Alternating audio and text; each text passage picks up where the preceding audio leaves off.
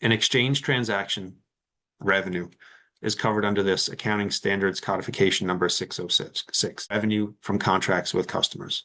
So the intent here is to acquire goods and services for direct use by the resource provider. Someone's getting something on both sides of the coin. These are typical for fee-for-service arrangements, contracted services, things like that. Contributions tend to be the other way around. The intent is really just to support the nonprofit's mission. And whoever's supporting that mission is not getting anything in return, nothing tangible, at least in return. Once we determine that something is a contribution based on that first step, how do we determine if it's conditional or not? If it's conditional, it can't be recognized as income, as a contribution, until the conditions are substantially met. So a condition has to have these two different elements in place to apply. If it's not conditional. So conditions come about from measurable barriers on a grant or a donation or a contract. Measurable barriers can be specific outcomes that are required.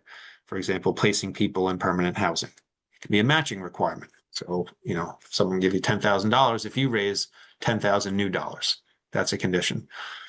The most common one is the incurring of qualifying expenses.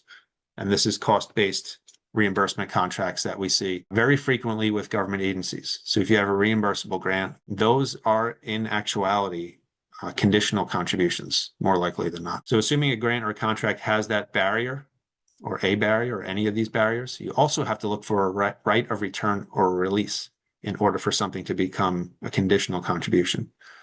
So that right of return or release is a legal mechanism whereby you can claw back funds. The donor can take the funds back. The barrier is not overcome. The donor has to be explicit right to demand its money back or cancel a pledge. So if either of these are missing, it's not a conditional contribution. If both of these are in place, it is a conditional contribution. And again, the important distinction here is conditional contributions are not recognized until the conditions are met. Unconditional contributions are recognized because there are no conditions, really, when the pledge is made to the organization. There's a timing difference, and this is what we see as our number one audit issue and our biggest source of management letter comments and findings is organizations not properly recognizing conditions on their contributions.